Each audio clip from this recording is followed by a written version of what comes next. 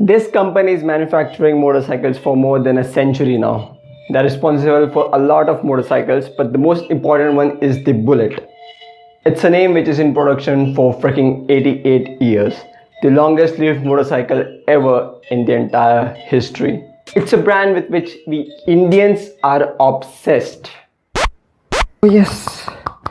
Oh yes. Oh yes. Oh, maza aa gaya aaj.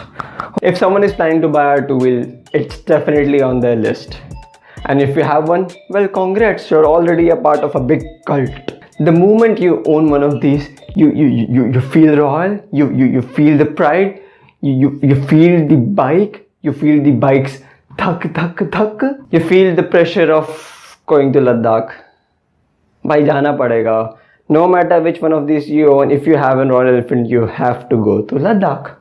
It's mandatory, compulsory, जाना ही पड़ेगा. और please चले जाओ यार, वरना तुम्हारा Aadhaar card link. But the Enfield was an Indian brand from the start. It's British. It's British. And the place where it all started, they used to make needles. So how come a needle manufacturing company turned into a retro style motorcycling company, which we all know today it is? And for that, we have to see the past, what all took place. And for that, we have to do the time travel.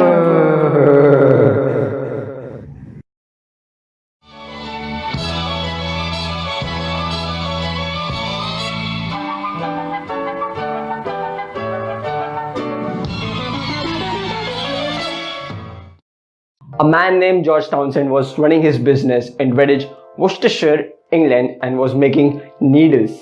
And his son, also named George, started manufacturing components for bicycle. But sadly, the company faced some financial issue and the stocks of the company just went down and the company collapsed in 1891. Now this is where it all started, when Albert Eddy and Walker Smith got the company to run. They continue manufacturing the parts for the bicycles and small stationary engine, everything except needles. And in 1893, they got a contract from the government to supply parts for firearms to the British Royal Small Arms Factory of Enfield at a place called how can I say that word? You know, if my parents find out, they'll freaking throw me out of the house. But don't worry, I will say just for you guys. Okay? Ready? We'll keep it low. Middle S-E-X. Sex.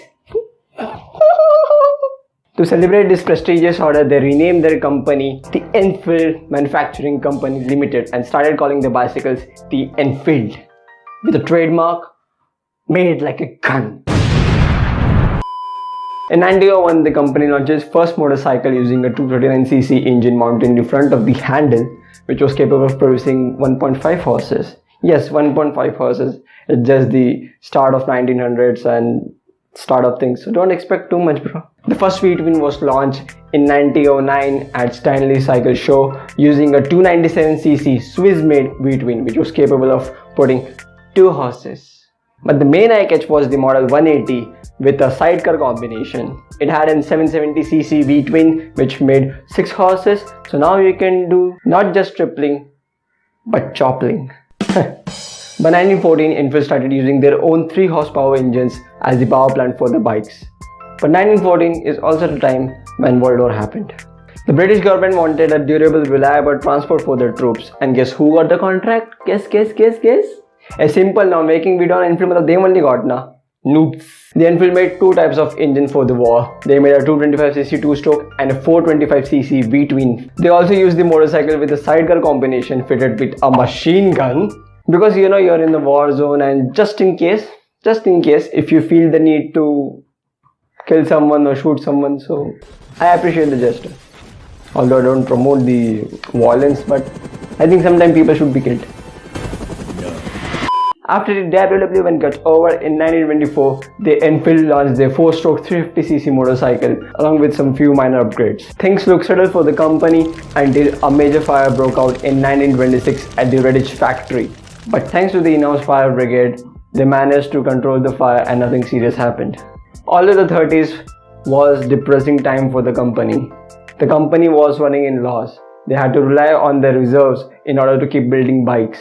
And this situation struck hard with the death of Albert Eddy in 1931.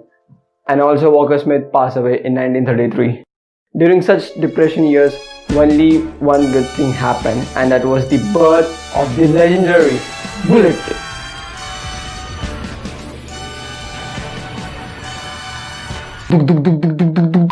It was first displayed in 1932 at the Olympia Motorcycle Show in London and was available with 3 variants, the 250, 350 and 500cc. By this time, the Enfield changed their hardware. They start using the bubbled saddle tank, spoke, high compression pistons and other few such things which we don't care. We just need the bike to ride, man. Give the bike. Then World War again happened and Britishers again called the Enfield to develop and manufacture a military motorcycle. They came up with 5 models. The most famous was the 2-stroke 125cc RAWD, which was famously called the Flying Flea. These motorcycles were designed to drop from the airplane in the war zone by freaking parachuting them with the airborne troops. What the hell is happening? Now such thing doesn't amaze me. It all happened in 1940s. Like, people have serious ball that time. Also during the war, they made an underground facility at Wiltshire, Westwood in England in 1942. After the war, the Enfield launched their popular parallel twins in the shades of 3 bikes: the 500cc Meteor, the 700cc Super Meteor and the 700cc Constellation. The Constellation is supposed to be one of the first super bike we have on the planet. Well, they were a big deal, 700cc, so yeah, it can be. And even today, like 700cc are more than enough. Like even 300 or the mid sector, it's more than enough. You can have fun. You don't need to have a leader class bike. You can even have fun on the 100cc. It's your dream bike, man. Be it a 100cc or a freaking 250 or a midweight, it's your bike. Have fun with it. Bruh. In 1952, Madras Motors received an order for 800 bullets from the Indian Army. And this was the seed of the Royal Enfield India.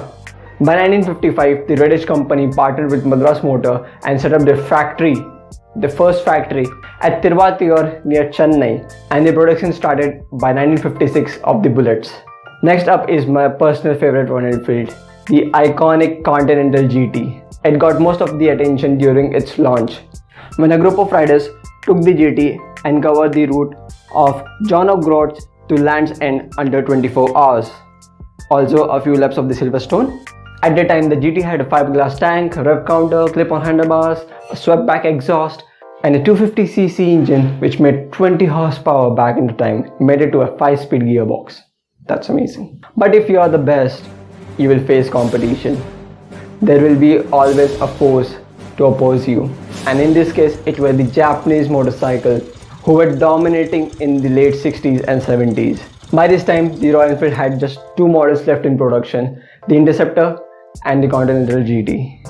By 1967, the Royal Enfield's Reddish factory was closed, and all the manufacturing was carried in the underground facility until its closure in 1970. And in the very next year, everything closed. It was the end of the Royal Enfield in the British ground. While this was happening back in India, the production of Bullet was still in swing. By this time, the Enfield India was an established company, and due to its popularity, the bike made its way back to home in 1977 when India started exporting bikes to the European market. This created the hype for the retro classic look among the bike lovers, and yes, it all started there also. Enfield India also made the world's first and only diesel motorcycle in 1993. They used a 325cc Lamborghini engine which made 6 horsepower, but it's freaking efficient. It's freaking fuel efficient. One of my friend, he owns a 97-98 model, and till date he gets 55 kilometers per liter, and this is city and highway combined from a 325. A big thanks for Isha Motor Groups for not sponsoring this video, but for buying the most of the shares back in 94 of the Enfield India, because to be honest, the Enfield India was struggling with the money, and the founder of the Isha Motor Group, Mr. Vikram Lal, and his son Siddhant Lal, I said their love for bikes and passion wanted to rebuild this brand and to keep the legacy alive. After decades, they start making new motorcycles, retro in terms of new. So yeah, new, fuel injected, little bit of ABS, little bit of electronics. All the models from the early 2000s till date are witnessed by everyone. Be it the Thunderbird or the Electra, Thunderbird 500, who can forget that massive 21-liter tank, classic 350-500, the reincarnation of the Continental GT in a new body, in a new cradle frame, the Himalayan Interceptor 650, Continental GT 650. This new range of the Enfield is important because they are trying to get new audience into the cult while keeping the existing one in the place. So the upcoming 3 to 4 years of the Enfield is definitely exciting. The future exciting, while the present is slightly depressing, but it's okay. We'll get through this. Royal Enfield is such a big brand. It has come such a long way back from the past, and it's such a proud thing that we manufacture it and export to other 50 countries across the globe and have more than 300 dealers. Even Enfield has passed Harley Davidson in terms of global sales way back in 2015. So yeah, that's cool. Thanks for watching, guys. If you like, then like, share, subscribe, comment, share. Freaking goddamn, please share it. This was my second video. You can go and watch the first video. Until then, peace. Yo, I ain't here for the money, I ain't here for the fame. Though it might be nice to own a jet plane, I'ma do it all for you. Come along and see it's true, but the world is pretty cold. You might need